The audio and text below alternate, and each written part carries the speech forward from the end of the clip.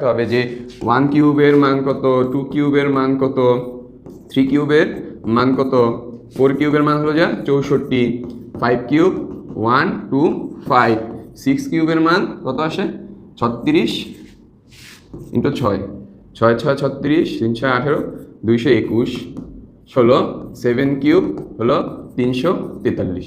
ঠিক আছে, আমাদেরকে আরও মান 8 কিউবের মান মুখস্থ রাখতে হবে, 9 কিউবের মান মুখস্থ রাখতে হবে। তুমি এটা যদি না পারো তাহলে ক্যালকুলেটার ইউজ করবে এই জায়গায়। ঠিক আছে, জাস্ট এই 7 পর্যন্ত মুখস্থ রাখাটাই এনাফ। 8 যদি চলে আসে তাহলে তুমি এখানে ক্যালকুলেটার ইউজ করবে। ঠিক আছে, 7 পর্যন্ত তুমি মানগুলো মুখস্থ করে ফেলো। ঠিক আছে, তো আমরা যদি দেখো এই জায়গায় কি আছে 343 আছে, তাহলে আমাকে জানতে হবে যে 343 কিসের উপর কিউব করলে আমাদের 343 আসে। ঠিক আছে, আমাদেরকে এটা জানতে হবে যে কিসের উপর আমরা কিউব করলে আমাদের 343টা আমি লিখতে পারবো যে এতর উপর কিউব। তাহলে এটাকে আমরা এইভাবে লিখতে পারি যে 8 এর উপর কিউব মানে 2x এর উপর কিউব। তাহলে তো 8x কিউব আসে না, 2 কে কিউব করলে 8, x কে কিউব করলে x কিউব, প্লাস এটাকে যদি আমি 7 কিউব করি, 7 কিউব করলে কত আসে যে 343। 7কে যদি আমি কিউব করি তাহলে আসে 343। আর যদি কনফিউশন লাগে ক্যালকুলেটর ইউজ করো, তোমাদের তো ক্যালকুলেটর আছে।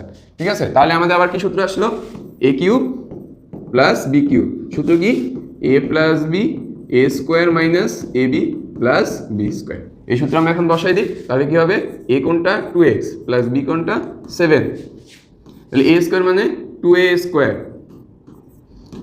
2x এর হোল স্কোয়ার মাইনাস এ কোনটা 2x ইন্টু বি কোনটা 7 প্লাস বি স্কোয়ার মানে 7 স্কোয়ার। তাহলে পরবর্তী লাইনে আমরা কি লিখবো, জাস্ট ক্যালকুলেশন 2x প্লাস 7, আর এখানে হবে 2 এর উপর স্কোয়ার করলে 4x স্কোয়ার মাইনাস 7 দুগুণে কত 14x প্লাস 7 স্কোয়ার করলে 49। এটাই আমাদের অ্যান্সার।